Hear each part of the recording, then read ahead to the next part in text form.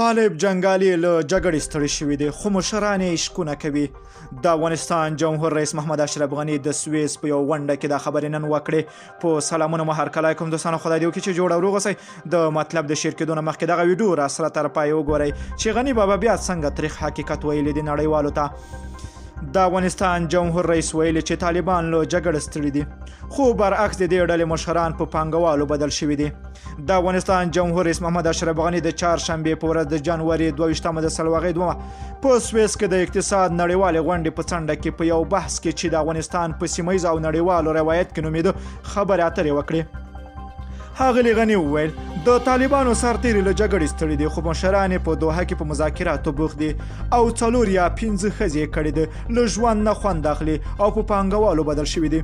جمهور رئیس غني په خپلو خبرو کې په غیر مستقیمه توګه طالبان په افغانستان کې د مخدره توکو د قاچاق شبکې چلوونکي وګڼل او ویل چې هیروین او د نړۍ ستر قاچاقي توکي دي. د افغانستان جمهور رئیس د افغانستان د کشالۍ د حل لپاره د تاوتریخوالي په پای ته رسیدو او د سیاسي حل لارې موندلې باندې په ټینګار سره ویل د طالبانو قوت منفي او په تاوتریخوالي ولاړ دي. د ټولنې دغه مسله درک کړې ده او دغه وضعیت باید پای ته ورسیږي. ښاغلي غني د افغانستان د مسلې د حل لپاره یو اړخیزه چلند غیر عملي وګڼه او د سیمې او نړۍ ګډې همکاري غوښتنه یې وکړه. هغه کوم هیواد ته په مشخصه توګه اشاره ونه کړه او ویل چې زیات شمېر دولتونه د افغانستان په قضیه کې د بې ثباته کوونکو عناصرو سره همکاري کوي. د افغانستان حکومت تل په پاکستان کې د سخت دریځو ډلو په ځانګړې توګه د طالبانو په ملاتړ تورن کړی ده، هغه تور چې پاکستان تل رد کړی ده.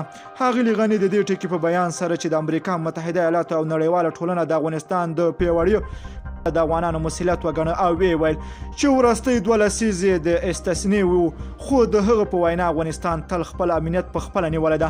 د افغانستان جمهور رئیس په هیواد کې د ښځو حقوقو په ساتلو باندې په ټینګار سره ویل تر هغه چې زه ژوندی یم او مسؤل یم هیڅ یو افغان ښځه په څنډې ته نشي او د جنسي توپیر سره به مخامخ نشي. ښاغلي غني همداشان وویل چې د افغانستان د راتلونکي لپاره پروګرام لري او ادعا یې وکړه چې نه حامد کرزي داسې کوم پروګرام درلود او نه هم د اجرایي رئیس ډاکټر عبدالله لري. ښاغلي غني د افغانستان د اوبو او لمر پر انرژي، غاز او د نورو طبیعي زیرمو باندې په ټینګار سره ویل هیواد فقیر او د ناداره نه دی خو په وینا یې باید د دې هیواد پانګه د خلکو د هوساینې لپاره مصرف او سم مدیریت شي. دوستانو که ویډیو مو خوښه شوې نو لایک او شیر کړئ. که غواړئ له تازه او دقیقو خبرونو خبر شئ نو د لمر پریس یوټیوب چینل حتما د سره سبسکرایب کړئ. نور مو په پاک رب سپارم. الله مل ښه خو وخت درته غواړم.